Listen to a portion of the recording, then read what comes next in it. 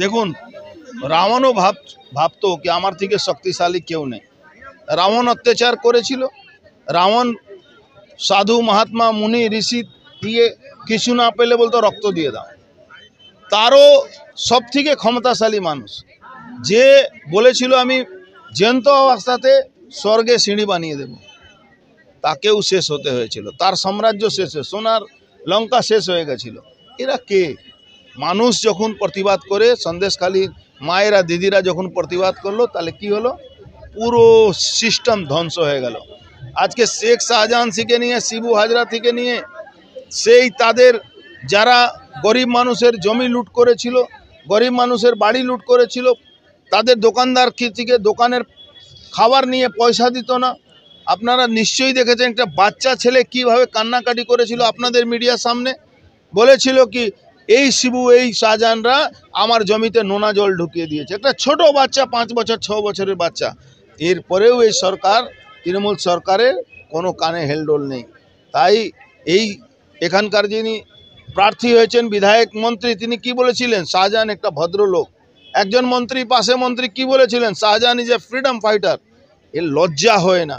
এই সন্দেশখালী মায়েরা যে আন্দোলন শুরু করেছেন, আপনি নিশ্চিত থাকুন বাংলায় 35-এর উপরে আমরা সিট নিয়ে ভারতীয় জনতা পার্টিকে 400 পারের মধ্যে যে সহযোগ বাংলা থেকে পাবে, তার জন্য আগামী দিন পশ্চিম বাংলা একটা সুশাসন আসবে।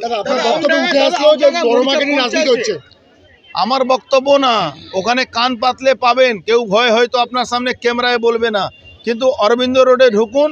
অরবিন্দ রোডের মায়ের মন্দিরের পাশে যে ওখানকার যে মন্দিরের জন্য যার কর্তারা আছেন তারা বসবেন, সেখানে পার্টি লোকেরা বসে থাকে।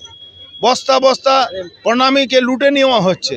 সবাই এটা জানে যেভাবে মায়ের আশীর্বাদ সবার জন্যে।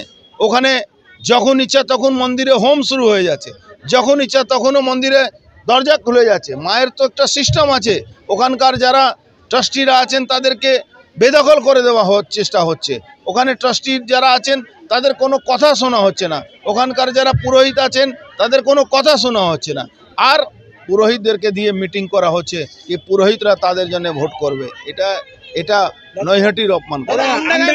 মরিচা পঞ্চায়েতের শফিকুল মন্ডলকে সিপিএমের সদস্য জোর জবরদস্তি তৃণমূলের পতাকা দিয়ে তাকে সদস্য বানানো হয়েছে। আপনি দেখেছেন 10 মিনিট আগে জোর করে ওকে ধরে নিয়ে এসে তৃণমূলে পতাকা দেওয়া হলো, আর বেচারা 10 মিনিট পরে গিয়ে আবার ইনকলাব জিন্দাবাদ হয়ে গেল।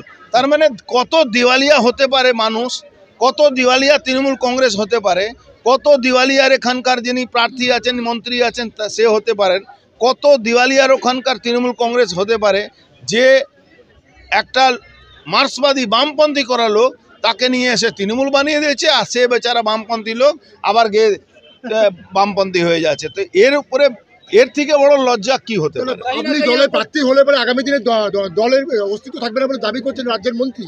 দেখুন, অস্তিত্ব থাকবে কি না থাকবে এটা আমি জানি না, কিন্তু বাংলায় মানুষ তৃণমূলকে আর রাখবে না এটা আমি জানি।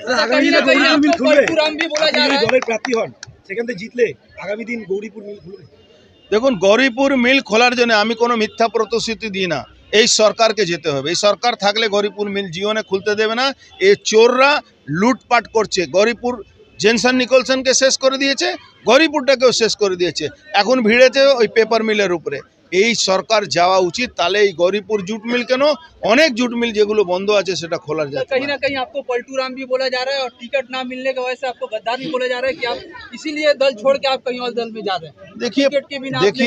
देखिए जो लोग पलटू राम बोल रहे हैं, जो लोग गद्दार बोल रहे हैं, वो अपने गिरवान में झांक के देखेंगे।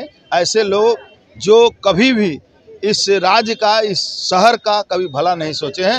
इस शहर के भला और राज्य को भला हम ही लोग भारतीय जनता पार्टी के लोग ही करेंगे। पहले गौरीपुर जूट मिल खुल गया, बाजी पटाखा फटने लगा, वो फोटो पर मिठाई खिलाने लगा। लेकिन कहाँ है गौरीपुर मिल में है क्या?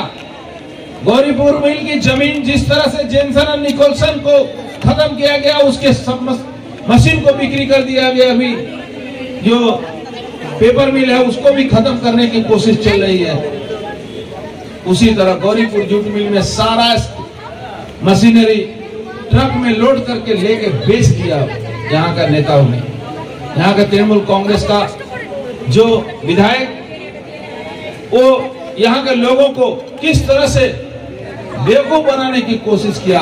आज देखिए गौरीपुर जूट मिल में और कोई लालच नहीं बचा है, अब वहाँ कोई मशीन नहीं बचा। वो कारखाना की स्थिति अब कब चालू होगा, कैसे चालू होगा, सरकार क्या कहानी कर रही थी, सरकार को क्या चाहिए था। मैंने बहुत पहले कहा था कि आप इस कारखाने को एक बार कर लीजिए और उसके बाद इसको आप किसी भी लोग को सामने लाइए और चालू करवाइए।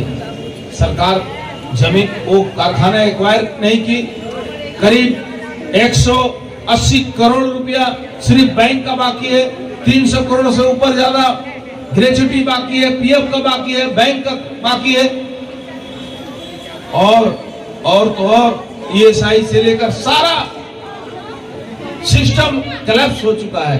उसके बाद भी नाटक किया गया चुनाव में खड़ा होने के लिए कि गौरीपुर मिल खोल रहे हैं, गौरीपुर मिल खोल रहे हैं। कुछ भी नहीं है। गौरीपुर के जमीनों को किस तरह से बेचा जा रहा है आपको पता है? गौरीपुर मिल के जमीनों को लूट लिया गया और कुछ चंद ताकत इस जगह को बर्बाद कर दिया। जिस तरह से कहा जाता है यहाँ की बहुत बड़ा उन्नयन हुआ है, मैं उनसे पूछना चाहता हूँ, आपने जो उन्नयन किया, कितने लोगों को आपने यहाँ के उन्नयन के नाम पर कितने लोगों को तबाह और बर्बाद कर दिया। आपने किस तरह नैहटी के को अपनी जमींदारी बना दिया। नैहटी में हॉस्पिटल का हालत देखिए, नैहटी में क्या हॉस्पिटल का हालत है।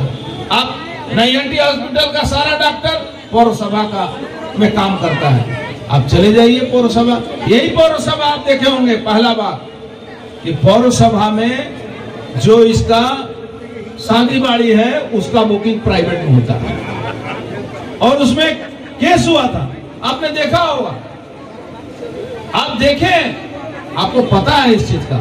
अरविंद रोड की कहानी आपको पता है। अभी बड़ोमा जिनको सारा देश सम्मान कर रहा है, बड़ोमा का पेटेंट ले लिया है तृणमूल कांग्रेस, अपना पार्टी ऑफिस बना दिया बड़ोमा के मंदिर के बगल में। वहां के हमारे जो हॉकर भाई हैं, हॉकर भाइयों को किस तरह से बेदखल कर लिया गया।